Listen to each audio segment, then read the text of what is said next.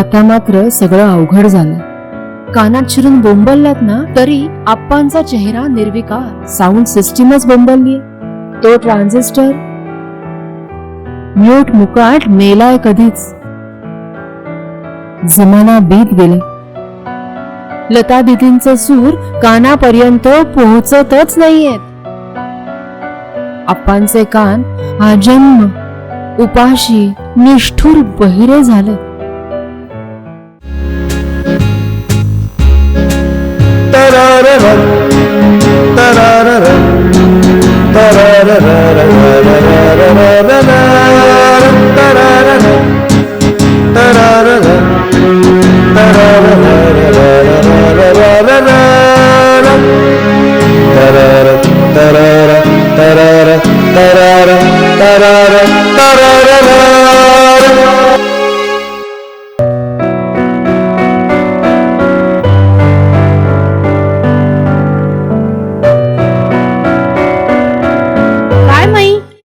आप्पा retire झाले म्हणे, दिसलेच नाहीत मला कुठं. बरे आहेत ना? ऐकतच नाहीत ग सध्या. जीव घाबरा घुबरा होतो बघ माझा. छे ग, आप्पांना काय दाढ भरलीये? चांगले टुकटुकीत तर आहेत. बीपी नाही, शुगर नाही. मग प्रॉब्लेम तरी काय त्यांचा? आयुष्यभर प्रेस चालवला. धाड धाड आवाज 5वीला पुजलेला.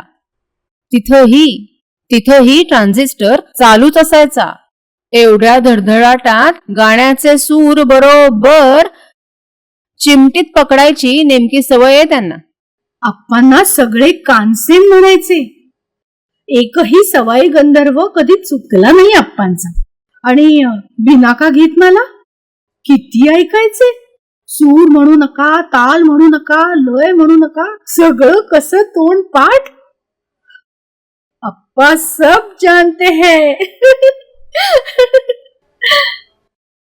हो ना, लता दीदी म्हणजे आप्पांचा परमदैवत.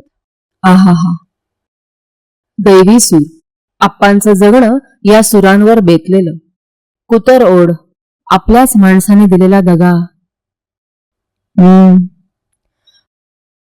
पुन्हा शून्यातून सुरुवात. एकला चलो रे. 2 गोष्टींनी आप्पांचं आयुष्य पुढे जात राहिलं. एक माई तू आणि दुसरे लता दिदींचे स्वर्गीय स्वर. जगण्याची उमेद देणारे, निरंतर चिरंतन सोबतीला असलेले. आप्पा नेहमी म्हणायचे, अशी लता पुन्हा होणे नाही. आप्पा गाणं जगायचे अक्षरशः. आता मात्र सगळं अवघड झालंय. कानात शिरून बोंबललात ना तरी आप्पांचा चेहरा निर्विकार. साऊंड सिस्टीमच बोंबलली. तो ट्रान्झिस्टर म्यूट मुकाट मेलाय कधीच. जमाना बीत गेले.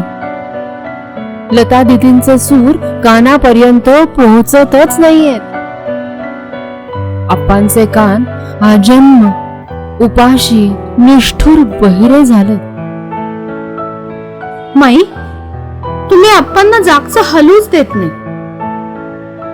रस्त्यावर चालू लागले तर गाड्यांचे हॉर्न ऐकू येत नाहीत त्यांना.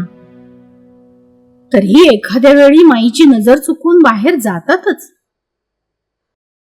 पण ते सुखरूप घरी परत येईपर्यंत माईंचा जीव टांगणीला लागलेला असतो.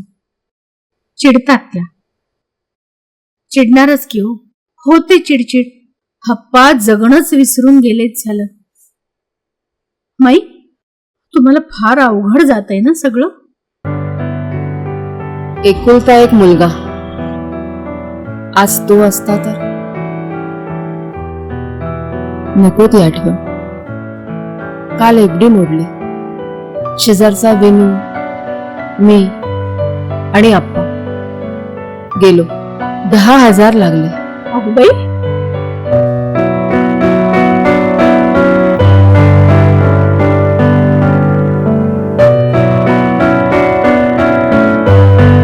पुढं या जरा, थोडं पुढं.